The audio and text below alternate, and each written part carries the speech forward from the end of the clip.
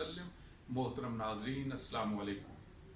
इस वक्त इस सेशन में हम पीडा का सेक्शन 13 डिस्कस करेंगे, जो कहता है orders to be pass by the authority on receipt of inquiry report from the inquiry officer और इंक्वायरी कमेटी।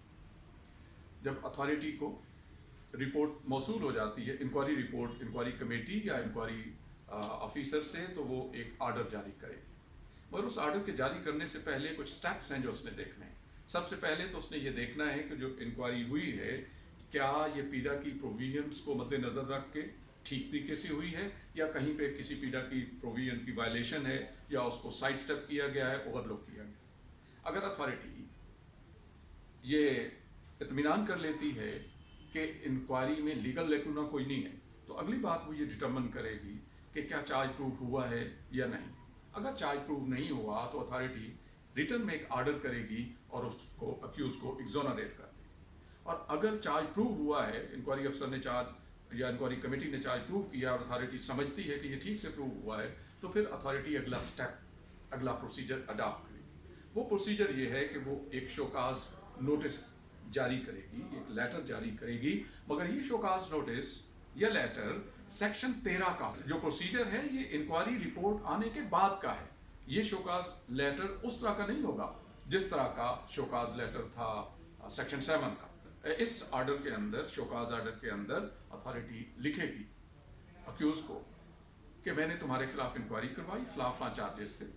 इन चार्जेस पर इंक्वायरी अफसर या इंक्वायरी कमेटी ने आपके खिलाफ ये चार्जेस प्रूव किए हैं, और इन चार्जेस को प्रूव करने के बाद इंक्वायरी अफसर या इंक्वायरी कमेटी ने ये पेनल्टी, स्पेसिफिक पेनल्टी तुम्हारे खिलाफ रिकमेंड की है। अगर तुम समझते हो कि तुम्हें अपने दिफा में मजीद कुछ कहना है, तो मुझे 7 दिन के अंदर अंदर लिख के भेज दो। अब यहां पे डिसाइड करना है अथॉरिटी ने एक चीज को, क्योंकि शोकाज के बाद अथॉरिटी ने पर्सनल हियरिंग करनी है। इन केस अगर शोकाज के जवाब से वो मुतमैन नहीं होती, तो अथॉरिटी एक ही ऑर्डर में उसको पर्सनल हियरिंग का नोटिस भी देना चाहती है।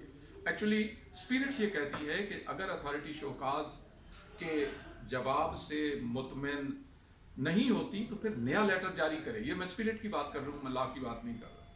फिर नया लेटर जारी करे पर्सनल हियरिंग का। लेकिन अथॉरिटी दोनों चीज़ों को एक ही लेटर के अंदर फुलफिल कर रही है, यानी उसी में शोकाज की बात कर रही है कि 7 दिनों के अंदर अपना एडिशनल डिफेंस जो आपने लेना मुझे बताओ। और दूसरी बात उसी के अंदर लिख रही है कि if you want to be heard in person, अगर तुम चाहते हो कि तुम्हें पर्सनली सुना जाए, तो फलां तारीख को मेरे पास पेश हो जाओ या हियरिंग ऑफिसर के पास पेश हो जाओ। तो जब शोकाज की बात होगी तो शोकाज के उस प्रोविजन के अंदर भी लिखा जाएगा कि ये शोकाज का जवाब 7 दिनों में मुझे दो या हियरिंग ऑफिसर को दो। अब अपना और हियरिंग ऑफिसर का क्या मामला है? हर अथॉरिटी इख्तियार रखती है खुद पर्सनल हियरिंग करने की, शोकाज का जवाब अपने पास लेने की। मगर 3 अथॉरिटीज ऐसी हैं जिनको पीडा ने इजाजत दी है कि वो अगर चाहें तो अपने बिहाफ पे किसी और से भी पर्सनल हियरिंग करवा सकती हैं, मगर उस हियरिंग ऑफिसर को अक्यूज से सीनियर होना जरूरी है। और वो 3 अथॉरिटीज हैं, सेक्रेटरी, चीफ सेक्रेटरी और चीफ मिनिस्टर पंजाब।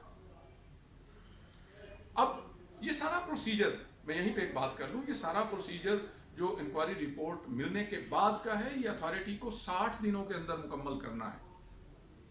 और वो 60 दिन चीफ मिनिस्टर पर लागू नहीं होते।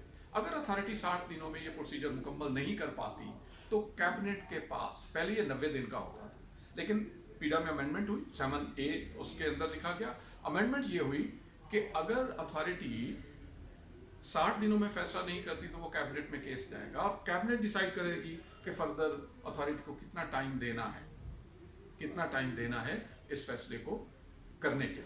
तो मैं बात कर रहा था हियरिंग ऑफिसर और पर्सनल अथॉरिटी की अपनी पर्सनल हियरिंग की। तो जब अथॉरिटी सेक्रेटरी होगा, चीफ सेक्रेटरी होगा, चीफ मिनिस्टर होगा, तो वो किसी और को भी अपने बिहाफ पे हियरिंग ऑफिसर नॉमिनेट कर सकती है। अगर चाहे तो खुद ही अपने पास भी ये पर्सनल हियरिंग कर सकते हैं। तो जो शोकाज नोटिस अथॉरिटी भेजेगी उसको, अक्यूज को, उसके अंदर ये लिख देगी कि ये जवाब मुझे भेजना है या हियरिंग ऑफिसर को भेजना है। अब उस जवाब के आने पर अगर अथॉरिटी के पास अपने पास आ गया, उसने खुद हियरिंग की या हियरिंग ऑफिसर ने नॉमिनेट हुआ और हियरिंग ऑफिसर ने जवाब दिया है, तो उसके आने पर अब अथॉरिटी उसको देखेगी उसके हियरिंग के मामले में। लेकिन एक बात यहाँ पे और बहुत ज़रूरी है कि हेयरिंग के वक्त डिपार्टमेंटल रिप्रेजेंटेटिव का होना ज़रूरी है, और जो वो शोकाज नोटिस अक्यूज को जाएगा उसकी एक कॉपी हेयरिंग डिपार्टमेंटल रिप्रेजेंटेटिव को भी जाएगी। डिपार्टमेंटल रिप्रेजेंटेटिव अपनी तैयारी के साथ, अपने रिकॉर्ड के साथ हेयरिंग ऑफिसर के पास पेश हो, भले वो अथॉरिटी खुद हियरिंग कर रही है या हियरिंग ऑफिसर और है। तो अक्यूज को सुनने के बाद, उसको डिपार्टमेंटल रिप्रेजेंटेटिव को सुनने के बाद, इंक्वायरी रिपोर्ट को देखने के बाद, अक्यूज के रिप्लाई, शोकाज का जो रिप्लाई उसको देखने के बाद फिर अथॉरिटी एक एडमिनिस्ट्रेटिव ऑर्डर करे। वो ऑर्डर सेक्शन 13 का ऑर्डर हो, उसमें वो चाहे तो उसको एक्सोनरेट कर देगी, बरी कर देगी, अक्यूज को बरी कर देगी, या उसको एक या एक से ज्यादा पेनल्टीज अवार्ड कर देगी। और वो पेनल्टीज कहां से लेगी? सेक्शन 4 ऑफ पीडा एक्ट से, जहां पे माइनर पेनल्टीज, मेजर पेनल्टीज और पेनल्टीज आफ्टर रिटायरमेंट दी गई। यहाँ पीडा ने फिर एक तंबीह कर दी अथॉरिटी को कि अगर करप्शन का केस है तो करप्शन के केस पे अक्यूज को सर्विस से डिसमिस करना है, रिमूव या कंपल्सरी रिटायर नहीं करना, डिसमिस करना है। सिर्फ डिसमिस भी नहीं करना, in addition to recovery of the misappropriated, embezzled or lost resources by the accused, तो जो नुकसान पहुंचाया है अक्यूज ने गवर्नमेंट को के रिसोर्सेज को, पैसे को, उसकी रिकवरी और डिसमिसल, ये दोनों पेनल्टीज उसके ऊपर लागू। और अगर वो अक्यूज एब्सेंट था और उसकी एब्सेंस 1 साल से ज्यादा थी, तो फिर सेक्शन 13 ने ये कहा कि 3 पेनल्टीज हैं, उनमें से एक कोई भी पेनल्टी अथॉरिटी दे सकती है। उसको डिसमिस फ्रॉम सर्विस कर सकती है, रिमूव फ्रॉम सर्विस कर सकती है, या कंपल्सरी रिटायर कर सकती है। मतलब ये है कि जो 1 साल से ज्यादा एब्सेंट होगा उसको भी नौकरी में नहीं रखना, सर्विस में नहीं रखना, मगर एक उसको प्रोविजन, थोड़ी वाइडर प्रोविजन, या कह लें उसको फैसिलिटेट कर दिया गया कि उसको रिमूव भी किया जा सकता है ताकि दोबारा सर्विस में आ सके, उसको कंपल्सरी रिटायर भी किया जा सकता है ताकि उसको रिटायरिंग बेनिफिट्स भी मिल सके। तो इस तरह उसको डिसमिस भी किया जा सकता है, अगर उसकी बहुत बड़ी एब्सेंटी है और कोई रीजन नहीं है उसको डिसमिस भी किया जा सकता है। तो ये सारी चीजें अथॉरिटी की सवाबदीद पर है कि तीनों में से कौन सी पेनल्टी देनी है, keeping in view the quantum of allegation. तो ये हमारा सेक्शन 13 था, जो पर्टेन करता है कि इंक्वायरी रिपोर्ट के बाद अथॉरिटी ने ऑर्डर करना है तो किस तरह करना है। मैं एक बार इसको रिपीट कर देता हूं कि इंक्वायरी रिपोर्ट के मिलने के बाद अथॉरिटी अपनी जब ये तसल्ली कर लेती है कि इंक्वायरी कानून के मुताबिक हुई है, पेनल्टी ठीक रिकमेंड हुई है या नहीं रिकमेंड हुई, तो अगर पेनल्टी कोई रिकमेंड नहीं की इंक्वायरी अफसर ने, तो वो उसको बरी कर देगी, रिटर्न में एक्सोनरेट कर देगी अथॉरिटी।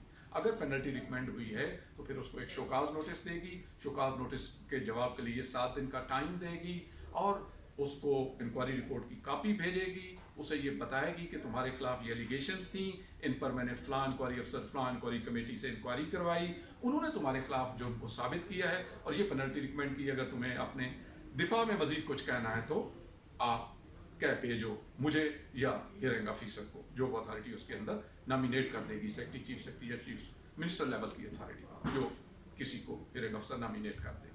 और उसके बाद साथ में ये भी कह देगी कि अगर तुम चाहते हो कि तुम्हें सुना जाए तो फलां डेट को मेरे पास या फलां हियरिंग ऑफिसर के पास आप पेश होके तो अपना ज़बानी भी दिफा कर सकते हो। एक लेटर की कॉपी जाएगी डिपार्टमेंटल रिप्रेजेंटेटिव को, जो अपने दिफा की तैयारी करके हियरिंग अफसर के पास, या अथॉरिटी हियरिंग कर रही है तो उसके पास अपीयर होगा और दिफा करेगा गवर्नमेंट का। और इसके बाद अथॉरिटी अगर मुतमईन हो जाती है कि जुर्म नहीं हुआ तो उसको एक्सोनरेट कर देगी, बरी कर देगी अक्यूज को। अगर जुर्म साबित हो गया है तो उसको 1 या 1 से ज्यादा सजा देगी। सेक्शन 13 इतना ही। आपका बहुत बहुत शुक्रिया। अस्सलाम वालेकुम।